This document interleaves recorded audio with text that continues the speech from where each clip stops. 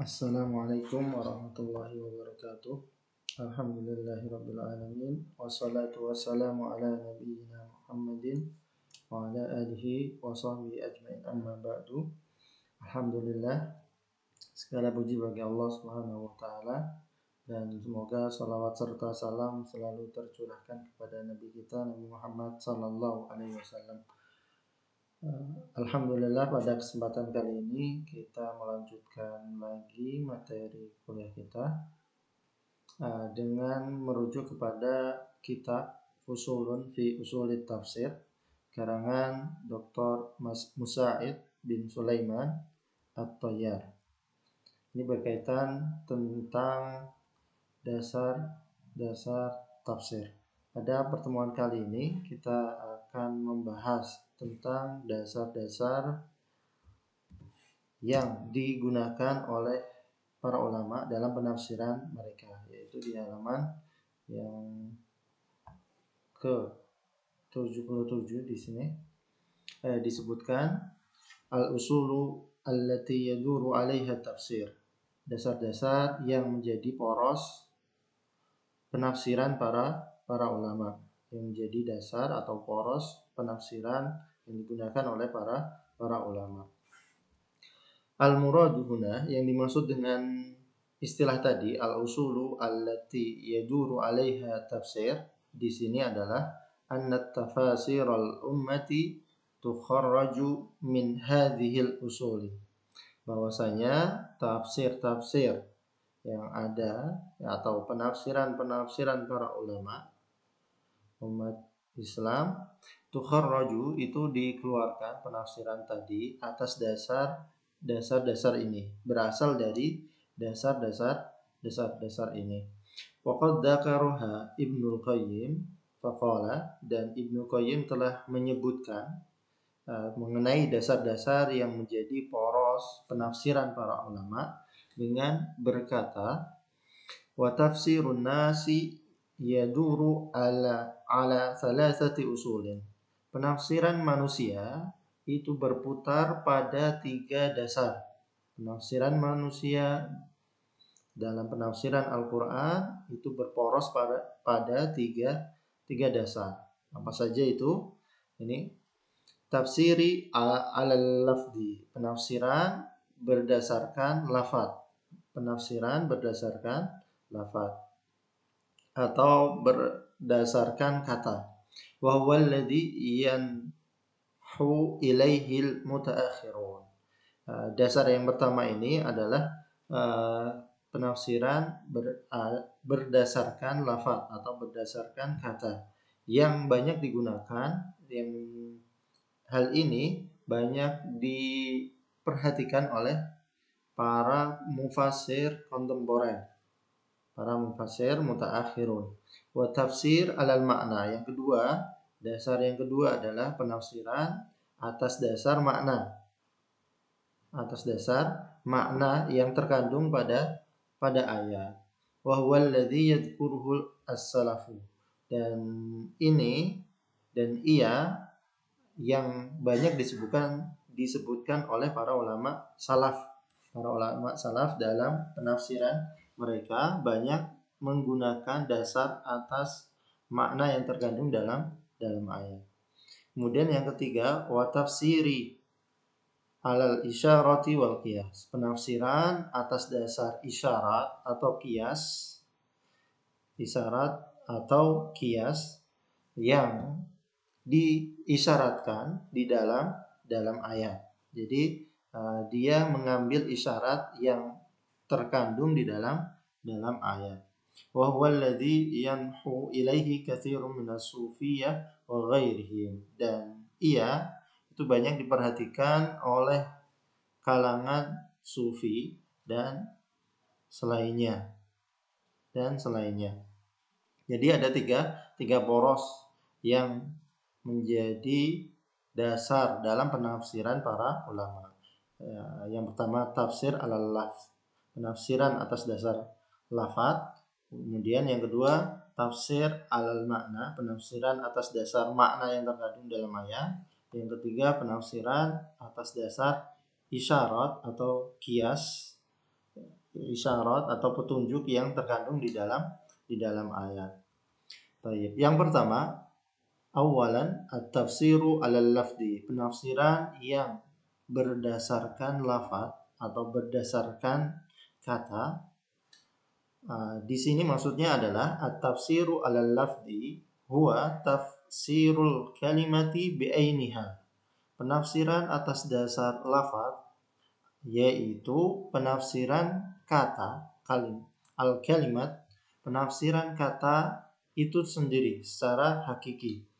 Ai bima'na yutabiquha fil lughah, yakni maksudnya adalah penafsiran dengan makna yang mutabaqah, yang sesuai di dalam bahasa dengan makna yang lain secara kata per kata.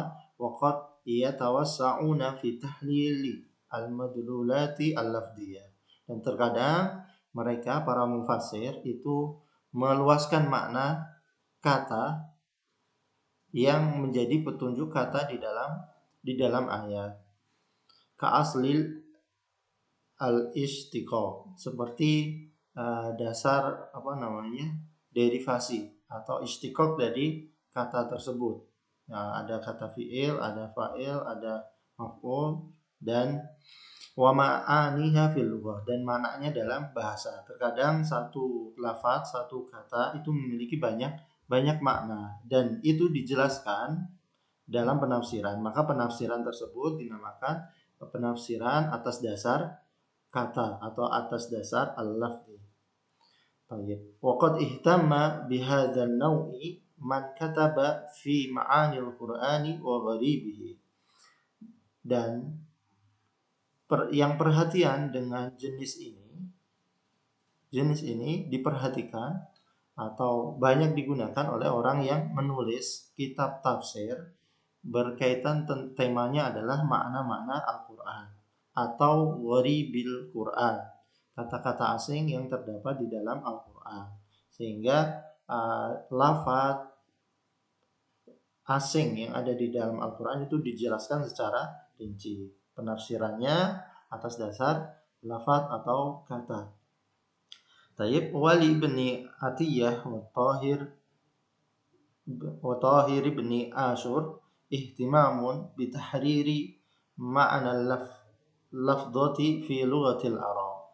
Ibnu Atiyah dan At-Tahir bin Ashur ini memiliki perhatian dalam menjelaskan intisari makna kata di dalam bahasa Arab. Beliau memiliki perhatian khusus berkaitan dengan intisari makna kata di dalam bahasa Arab. Contohnya di sini dikasih contoh. Qala Ibnu Atiyah berkata tentang ayat tafakkahun, law nasha'u laja'alnahu hutaman fadhaltum tafakkahun, di surat di juz 27 di surat Al-Waqiah ayat 65 ada kata-kata tafakkahun. Apa artinya? Ini dijelaskan artinya oleh Ibnu Atiyah. Dia merujuk kepada perkataan Ibnu Abbas. Qala Ibnu Abbas wal Mujahid wal Qatadah. Yang berkata Ibnu Abbas, Mujahid dan Qatadah. Dia berkata maknanya makna tafakkahun ini tu'jibun. Maknanya adalah dia kagum, terheran-heran. Tafakkahun artinya terheran-heran. Wa qala Ikrimah, akan tetapi Ikrimah menjelaskan kata tafakkahun ini talawamun. Artinya adalah saling mencela di antara mereka. Fadhaltum tafakkahun, maka mereka menjadi saling mencela. Wa qala Al-Hasan, dan Imam Al-Hasan Al-Basri berkata tentang makna tafakkahun ini tandamun, yaitu mereka menyesal. Fadhaltum tafakkahun, sehingga mereka menjadi menyesal. Kemudian waqala Ibnu Yazid tatafajjaun, berkaitan dengan makna tafakkahun, artinya disebutkan oleh Ibnu Yazid Artinya adalah tatafajja'un, mereka kaget dan merasa menyesal, sakit. Wa hadza kulluhu tafsirun la yahussul lafdhatu. Semua ini yang tadi disebutkan dari Ibnu Abbas, Mujahid, Qatadah, Ikrimah, Al-Hasan, Ibnu Yazid, semuanya adalah penafsiran yang tidak khusus pada makna kata. Maksudnya bukan makna asli dari kata tafakkahun. Bukan makna asli, tapi penafsiran yang tadi itu berdasarkan kata. Baik. Walladhi yakhussul lafdhatu huwa tatrahuna al-fakahata an anfusikum. Yang menjadi makna hakiki dari kata tafakkahun tadi yaitu adalah tatrahuna fakaha. Artinya adalah meletakkan kegembiraan dalam dirinya. Wa hiya al-masarra wal jazal. Dia merasa gembira dan merasa tenang. Itu kata asli dari tafakkahun. Fadhaltum tafakkahun. Akan tetapi para ulama tadi mengartikan berbeda dari makna aslinya. Tapi mereka tetap berpatokan tafakkahun. Kata asli tafakkahun tadi gembira dan tenang. Dan dikatakan warajulun fakihun. Seorang lelaki ini gembira. Kata fakihun itu arti dasarnya adalah gembira. Idza kana basitun nafsi ghaira idza kana basitun nafsi ghaira muqtarithin bi syai'in. Dia dikatakan fakihun ketika jiwanya itu lapang dan tidak terganggu dengan sesuatu pun, Itu tafakkun. Sehingga di sini para ulama mentafsirkan kata tafakkun itu berdasarkan lafaz. Hanya saja para ulama mengartikannya dengan arti yang berbeda-beda. Ada yang mengartikan tu'jibun, ada yang mengartikan talawamun, ada yang mengartikan tatafajja'un. Itu. Dan di Al-Qur'an banyak sekali penjelasan berkaitan dengan penafsiran atas dasar kata tadi. Ketika kata tersebut adalah kata gharib atau kata asing, sehingga membutuhkan penjelasan yang rada panjang. Kemudian yang kedua, penafsiran yang menjadi poros penafsiran, dasar yang menjadi poros penafsiran para ulama adalah at-tafsiru alal makna, penafsiran atas dasar makna dari ayat yang ditafsirkan. Maksudnya di sini fit tafsir alal makna la ya'madul mufassiru ila tafsiril lafzi mubasyaratan. Dalam penafsiran atas dasar makna, seorang mufassir tidak berpatokan pada penafsiran kata secara langsung, akan tetapi menafsirkannya adalah secara makna yang terkandung di dalam ayat. Bal yantakilu ila ma wara al-lafzi. Mufassir berpindah dari penafsiran kata kepada perkara yang ada di belakang lafaz, di belakang kata. Wa huwa anwa, dan penafsiran atas dasar makna ini ada beberapa macam. Yang pertama, at-tafsiru bil juz'i, penafsiran dengan makna sebagian. Makna sebagian saja. Kemudian yang kedua, at-tafsiru bil mithal, penafsiran atas dasar makna ini dengan menggunakan permisalan, dengan dikasihkan contoh. Kemudian yang ketiga, at-tafsiru bil lazim awin natijah, penafsiran atas dasar makna dengan menggunakan makna lazimnya atau konsekuensi atau hasil dari makna tadi. Wa hadhi kulluha tafasiru bil makna. Wa sayati tafsiruha fil mabhathi al-qadim. Semua ini, tiga macam ini merupakan penafsiran atas dasar makna, dan rinciannya akan dijelaskan pada pembahasan yang akan datang. Di sini ada beberapa pembahasannya, bentuknya beda. Saya akan sedikit kasih contoh. berkaitan tentang tafsir bil juz, tafsir alal makna. Di sini ya, at-tafsiru bi juz'il makna, penafsiran dengan sebagian makna. Maksudnya al-maksud bihi annal mufassira yadhkuru minal makna alladhi yatahammaluhu al-lafdhu juz'an minhu liyadullu bihi 'alal baqil makna. Yang dimaksud dengan penafsiran dengan sebagian makna adalah seorang mufassir menyebutkan makna yang terkandung di dalam lafaz, yang terkandung di dalam kata. Dan makna tadi itu juz'an minhu, bagian dari makna ayat tadi, makna kata tadi, untuk menunjukkan makna yang lainnya. Wa minhu tafsirun man fassara qaulahu ta'ala. Contohnya dari penafsiran sebagian makna adalah penafsiran firman Allah Subhanahu wa taala, wa ja'alani mubarakan ainama kuntu. Ini di surat Maryam ayat 31. Nabi Isa berkata, wa ja'alani mubarakan ainama kuntu, dan Allah menjadikanku mubarak, orang yang diberkahi di mana saja aku berada. Qala, mufassir mengatakan mubarakan. Yang dimaksud dengan mubarakan, orang yang diberkahi, adalah mualliman lil khairi ainama kuntu, mengajarkan kebaikan di mana aku berada, mengajarkan kebaikan di mana aku berada.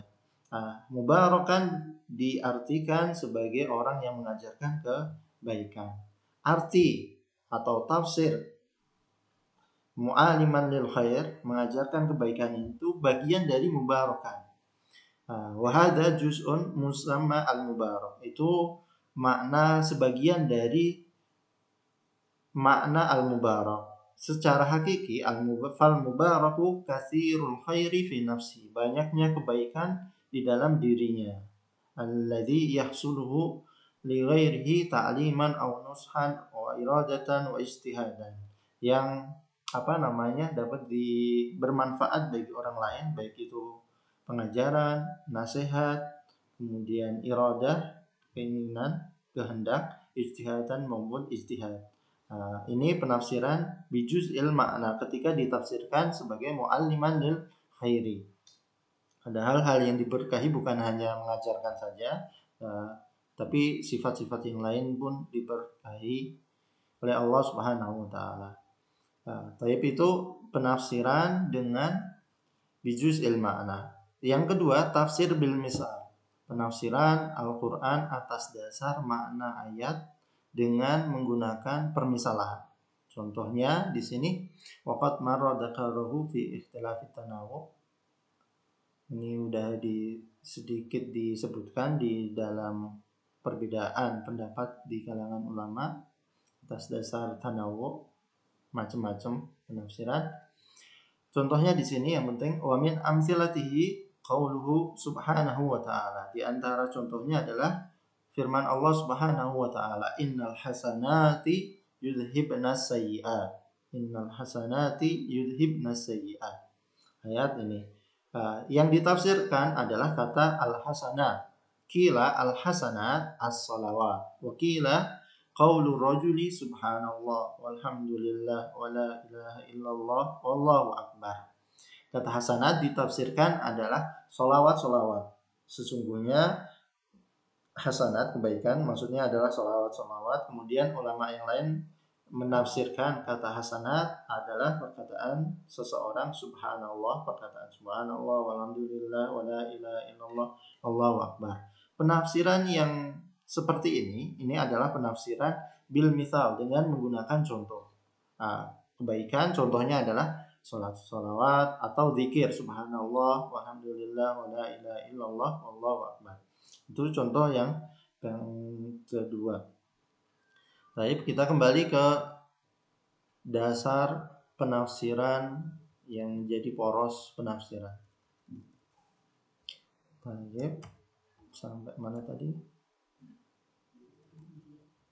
Yang ketiga adalah tafsir bil lazim awin natijah. Yang dimaksud dengan tafsir bil lazim awin natijah adalah hasil dari penafsiran itu memunculkan kesimpulan, dan kesimpulan ini adalah penafsiran atas dasar makna yang terkandung di dalam ayat. Contohnya kan ada penafsiran tentang surat Falaq kemudian An-Nas berkaitan dengan berlindung kepada Allah Subhanahu wa taala. Kesimpulan bahwasanya dua surat tadi adalah muawwidzatain, dua surat yang bisa digunakan untuk berlindung diri seseorang dari kejahatan sihir maupun kejahatan keburukan yang lainnya. Ini adalah penafsiran atas dasar natijah yang terkandung dalam makna di dua surat tadi.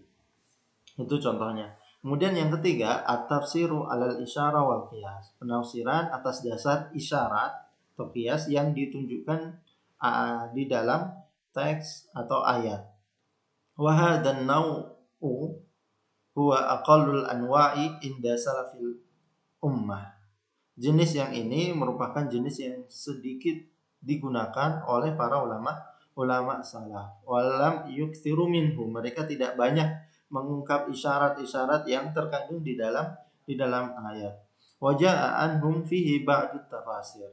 Dan beberapa tafsir ada penafsiran atas dasar isyarat dari para ulama salaf. Kama sayati seperti yang akan datang penjelasannya. Walihadzan nau'i syurutun dzakaraha Ibnul Qayyim wahiyya. Pada jenis ini ada beberapa syarat kriteria yang disebutkan oleh Ibnu Qayyim dalam penafsiran alal isyarah, yaitu yang pertama alla yatanaqadu ma'nal ayat. Hendaknya penafsiran atas dasar isyarat itu tidak bertentangan dengan makna ayat, tidak bertentangan dengan makna ayat tersebut. Kemudian yang kedua, ayyakuna makna sahihan fi nafsihi. Penafsirannya itu mengandung makna yang benar dalam penafsirannya ini, tidak menyelisih dengan syariat Islam. Kemudian yang ketiga, ayyakuna fil lafzi is'arun bihi. Harus adanya keterangan atau petunjuk di dalam lafaz ayat tadi. Harus ada isyarat atau petunjuk secara umum yang ada di dalam ayat. Kemudian yang keempat, ayyakuna bainahu wa bainal ma'nal ayat irtibatun wa talazum. Antara penafsiran atas dasar isyarah dengan makna ayat memiliki keterkaitan antara makna ayat dengan isyarat yang dijelaskan oleh para mufassir. Fa idza istama'at hadhil umur al-arba'ah kana istinbatan hasanan. Apabila terkumpul 4 perkara tadi, 4 kriteria ini, maka akan muncul penafsiran atau istimbat yang baik, yang sesuai dengan syariat Islam. Contohnya adalah penafsiran Abdullah bin Abbas, penafsiran Umar bin Khattab terkait surat An-Nasr. Idza jaa nasrullahi wal fath wa ra'aitan nasa yadkhuluna fi dinillahi afwaja fasabbih bihamdi rabbika wastaghfir innahu kana tawwaba. Di surat tersebut maknanya adalah kaum muslimin mendapatkan pertolongan dari Allah Subhanahu wa taala. Kaum muslimin mendapatkan kemenangan dari Allah Subhanahu wa taala. Banyak dari umat manusia berbondong-bondong masuk ke dalam Islam. Ini itu makna dari surat An-Nasr. Hanya saja ada keterkaitan dengan tugas Nabi Shallallahu Alaihi Wasallam. Berarti tugas Nabi sudah dilaksanakan dengan baik dan sudah selesai tugas mendakwakan kepada manusia, tugas Nabi. Sehingga Abdullah bin Abbas dan Umar bin Khattab memahami ada isyarat bahwasanya turunnya surat An-Nasr ini menunjukkan dekatnya usia, dekatnya ajal Nabi Muhammad SAW. Karena Nabi hidup itu mengemban tugas menyampaikan risalah kepada umat manusia. Sedangkan umat manusia sudah berbondong-bondong masuk Islam, kemenangan sudah diraih oleh kaum muslimin, pertolongan Allah Subhanahu wa taala sudah diturunkan kepada umat Islam. Dan itu merupakan penafsiran atas dasar isyarat. Jadi dasar yang menjadi poros, yang menjadi perputaran penafsiran para ulama itu berputar pada 3 dasar ini, yaitu tafsir atas dasar lafaz, tafsir atas dasar makna, tafsir atas dasar isyarat yang ditunjukkan dari ayat yang ditafsirkannya. Semoga bermanfaat dan bertambah ilmunya. Subhanallah wa bihamdik, asyhadu an la ilaha illa anta, astaghfiruka wa atubu ilaik. Assalamualaikum warahmatullahi wabarakatuh.